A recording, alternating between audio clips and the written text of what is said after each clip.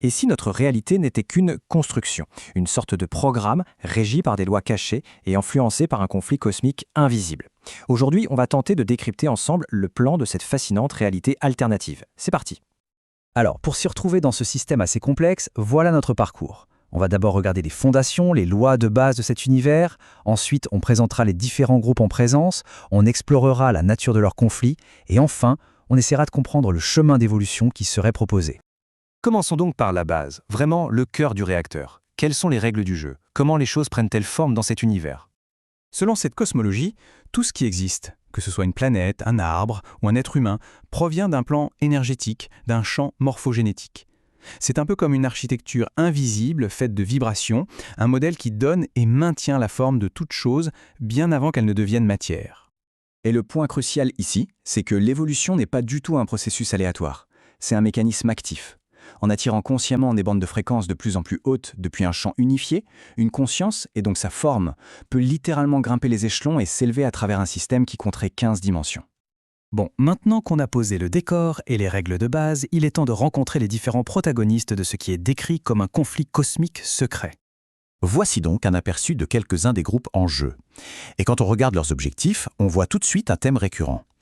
Le but n'est pas forcément la destruction pure et simple, non. C'est bien plus subtil. Il s'agit de détourner et de drainer l'énergie, que ce soit l'énergie vitale des planètes ou l'énergie de la conscience elle-même. C'est une stratégie de survie par le parasitisme. Et c'est là qu'on touche au cœur du problème, notamment pour les Anunnaki de Nibiru. Leur champ énergétique personnel, leur Merkaba, tournerait à l'envers. Concrètement, ça veut dire qu'au lieu de pouvoir puiser de l'énergie à la source universelle pour croître et évoluer, ils fonctionnent en circuit fermé, un système fini. La seule façon pour eux de survivre est donc de se brancher sur d'autres systèmes vivants pour leur siphonner leur énergie. Alors, la question qui se pose, c'est comment un groupe qui a besoin de grainer l'énergie des autres s'y prend-il pour les contrôler? Eh bien, la guerre ne se fait pas avec des armes conventionnelles, mais avec des technologies bien plus insidieuses, des outils conçus pour manipuler la perception même de la réalité. Ça, c'est vraiment une de leurs tactiques principales. L'idée est qu'en manipulant les impulsions électriques au niveau même de l'ADN, il serait possible de projeter des illusions parfaites. Des réalités virtuelles complètement tangibles, qui peuvent aller d'un faux miracle observé par une foule à des événements historiques entiers créés de toutes pièces pour orienter les civilisations. La psychotronique, c'est une autre de ces armes. Il faut imaginer ça comme une sorte de contrôle mental à grande échelle, diffusé par des ondes, des impulsions électromagnétiques. Le but est de maintenir les populations dans un état constant de distraction, de division, de les enfermer dans des dogmes rigides et des conflits sans fin.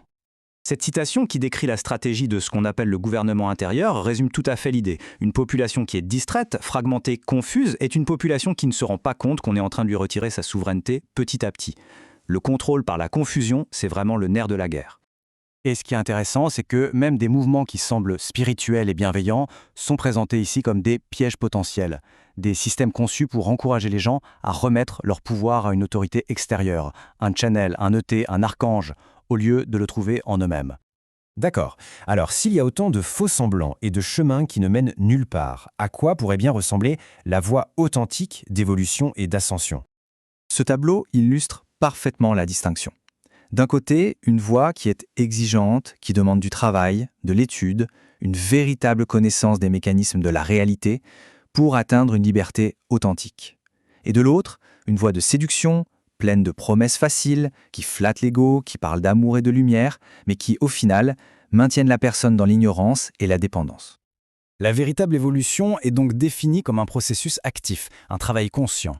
C'est ce qu'on appelle l'accrétion de fréquence.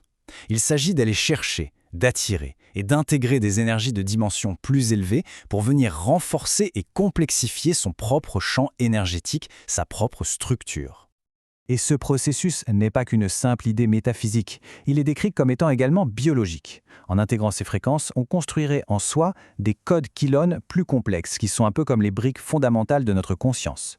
Le but étant à terme de transmuter le corps physique lui-même pour le rendre de moins en moins dense. Tout ceci nous ramène finalement à l'échelle de l'individu. L'évolution n'est pas présentée comme quelque chose qui nous arrive passivement, mais bien comme un choix délibéré, un chemin que l'on décide consciemment d'emprunter.